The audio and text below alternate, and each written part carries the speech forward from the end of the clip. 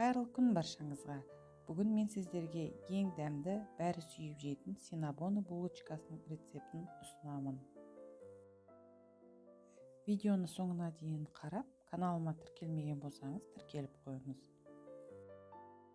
Алдымен қамырын дайындаймыз. Ол үшін бізге ұн, сары май, қант, ашытқы, тұз, жұмыртқа және жылы сүт қажет болады.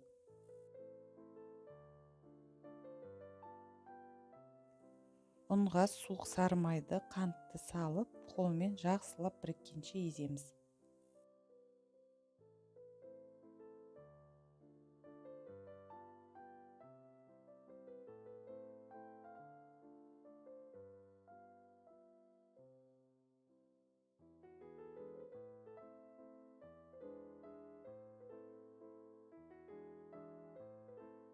Міне майымыз ұнмен араласып, осындай крошка болу керек.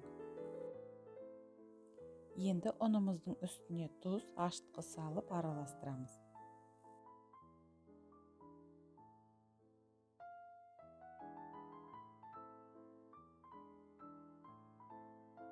Ұнымыздың ортасын ашып, үй температурасындағы жұмыртқаны және жылы сүтті құйып, жұмсақтау етіп қамыр илейміз.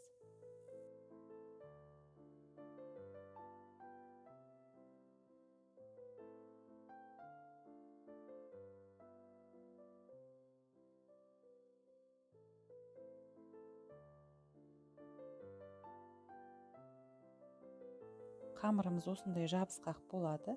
Артық ұн қоспаңыздар. Осылай видеодағыдай қамырды 5-7 минут илей береміз.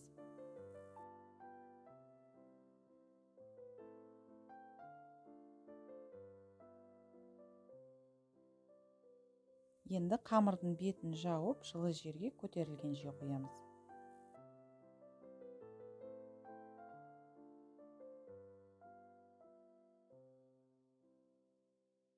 Қамырымыз көтерілді. Енді ұн сеуіп, сопақ 4 бұрыш етіп жаямыз.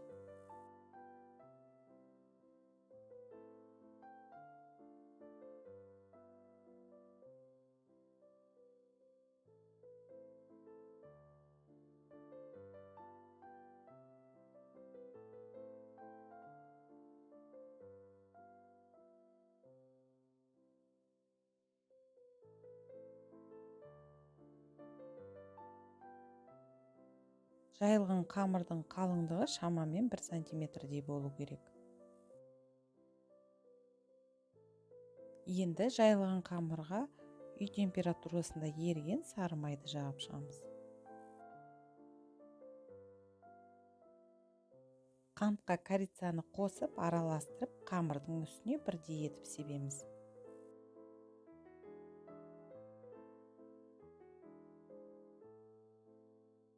Енді қамырымызды осылай тығыздау етіп ораймыз.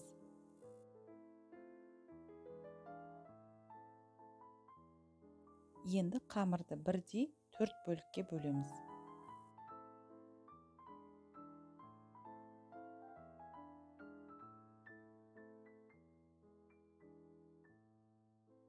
Енді әрқайсысын ала отырып, 3-ке бөліп, противенге саламыз.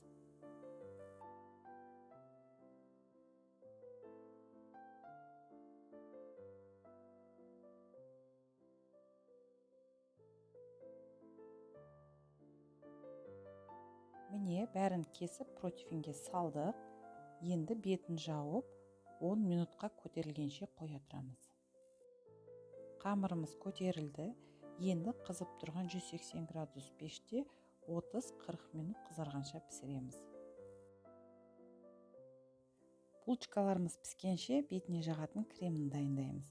Ол үшін бізге творожный сыр, сары май және қант ұнтағы қажет. Бәрін біріктіріп, жақсылап араластырып, шетке қоя тұрамыз.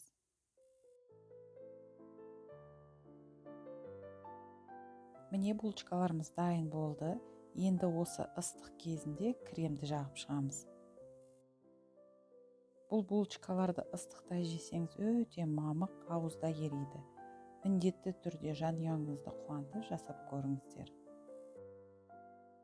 Видео ұнаса лайк басып, алда да пайдалы видеоларды жіберіп алмасы үшін каналыма тіркеліп қойыңыздар.